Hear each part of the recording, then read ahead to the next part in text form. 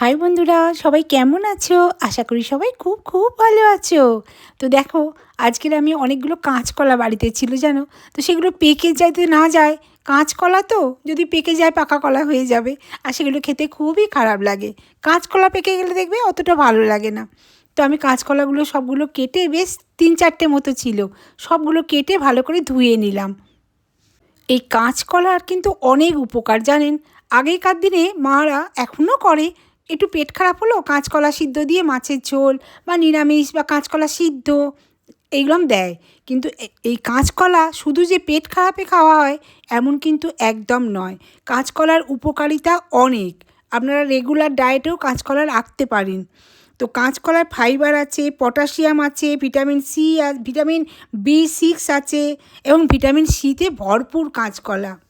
কাঁচকলায় ইনসুলিনের মাত্রা নিয়ন্ত্রণ করে, তাই ডায়াবেটিক রোগীরা কাঁচকলা খাবেন না, কলা খাবেন না, কিন্তু কাঁচকলা অবশ্যই খাবেন।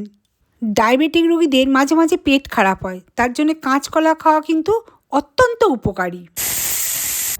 কাঁচকলা কিন্তু জানেন ওজন নিয়ন্ত্রণ করে, প্রচুর পরিমাণে ফাইবার আছে, হজম হতে একটু দেরি হয়, তাই জন্য এই কুচখাচ খাওয়ার প্রবণতাটা অনেক কমে যায়।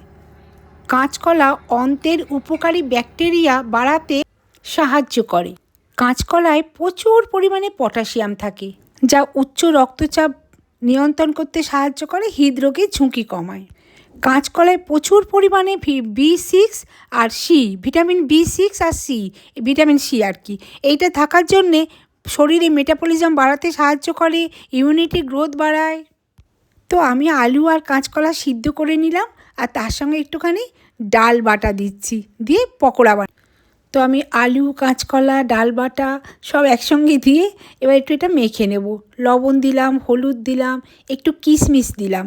দেখবেন একটু কাঁচা লঙ্কা কুচি, একটু কিশমিশ, একটু ধনিয়া পাতা যদি এর মধ্যে দেয়া যায়, অপূর্ব টেস্ট হয়। পকোড়াগুলো শুধুই খাইয়ে নেওয়া যায়, সঙ্গে একটু হিংও দেব। তো দিয়ে বেশ ভালো করে মেখে আমি পকোড়াগুলো ভেজে নিলাম। কাঁচকলার কোপ্তাই বলুন আর পকোড়ার তরকারিই বলুন। তো এই যে সুন্দর করে ভেজে নিলাম যাতে ভাজাগুলোও শুধু খাওয়া যায়।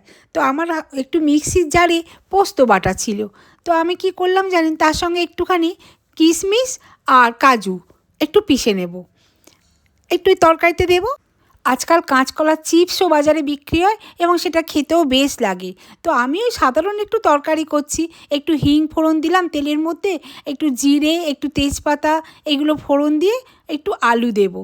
মানে কাঁচকলার একটা নিরামিষ তরকারি, নিরামিষ দিনে এই তরকারিটা খেতে বেশ লাগে, মন্দ লাগে না। একটু জিরা ফোড়ন দিয়ে দিলাম, আর এই যে আলু দিচ্ছি, আলুটা বেশ ফ্রাই করে আর বানাবো। তবে হ্যাঁ, কাঁচকলা যে সবসময় উপকারী সেটাও ভাববেন না যেন, কাঁচকলার অপকারিতাও প্রচুর আছে। কাঁচকলা আবার অনেক সময় হজম হয় না, অপকারিতার মধ্যে এটাও কিন্তু একটা আছে যে কাঁচকলা হজম হতে চায় না সব সময়। কাঁচকলা বেশি খেলে কোষ্ঠকাঠিন্য হতে পারে, মারাত্মক কোষ্ঠকাঠিন্য হতে পারে। তো আমি একটু তার সঙ্গে আলুর সঙ্গে একটু আদা রসুন দিয়ে দিলাম। এবার একটু লবণ, হলুদ এগুলো দেব। আর একটা যেটা বলছিলাম, যাদের কিডনির সমস্যা আছে তারা কিন্তু ভুলেও কাঁচকলা খাবেন না, কারণ কাঁচকলায় পটাশিয়াম আছে, আর পটাশিয়াম কিডনির জন্যে খারাপ। তবে হ্যাঁ, মাঝে মধ্যে সব কিছুই খাওয়া যায়, কেন খাওয়া যাবে না। আর যাদের কোনো শরীরে অসুখ বিসুখ নেই তারা তো অবশ্যই খাবেন। তো আমি এর মধ্যে হলুদ, লবণ, একটুখানি দেখবেন নিরামিষ তরকারিতে একটু চিনি না দিলে হয় না, তো একটু লবণ, একটু হলুদ, একটু চিনি, এই সবগুলো দিয়ে দিলাম। দিয়ে এবার এটা কষিয়ে নিয়ে আমি রান্না করব আর কি।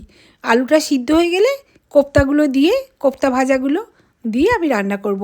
আর হ্যাঁ, টমেটো, কাঁচা লঙ্কাও দিয়েছি। এইসব কাঁচকলার পকোড়া, কাঁচকলার বিভিন্ন চিপস এগুলো বানানো মারাত্মক শক্ত কাজ, তাই সবসময় হয়ে ওঠে না। আজকের একটু হাতে টাইম আছে, অন্য কিছু রান্না নেই, চলো বানিয়ে নিই।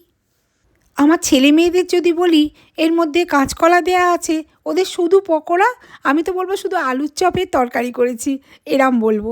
কাঁচকলার কোপ্তা বললে জীবনেও খাবে না, দুই ছেলে মেয়ের কেউ খাবে না ওরা। ও না না না না, আমরা খাবো না। তবে আমরা খুব ভালোবাসি। যাই হোক, কটা ভাজাও রেখেছি, যদি ভাজা খায়। এমনভাবে এগুলোকে পেস্ট করেছি, মানে কাঁচকলার আলুটা পেস্ট মিশিয়ে নিয়েছি ডালের সাথে, মনে হচ্ছে ডাল বড়া, আলু দিয়ে ডাল দিয়ে বড়া, এটা আমি মাঝে মাঝে করি। তো সে যাই হোক, মিক্সটা দিয়ে দিলাম, ওই যে কাজু কিশমিশ পোস্ত সব একসঙ্গে মিক্স করেছিলাম, সেটা দিয়ে দিলাম। মঙ্গলবার করে এই যে নিরামিষ রান্না হয়, কী রান্না করব এটা একটা মাথায় মারাত্মক চিন্তা থাকে সত্যি। তো কটা কাঁচকলা পড়েছিল, চলো সে কটাই করে দিই। কটা ভাজার জন্যে রাখলাম, আর কটা এই যে ভাজা খাবে আর কি ডাল দিয়ে রাখলাম, আর কটা এই যে তরকারিতে দিয়ে দিলাম।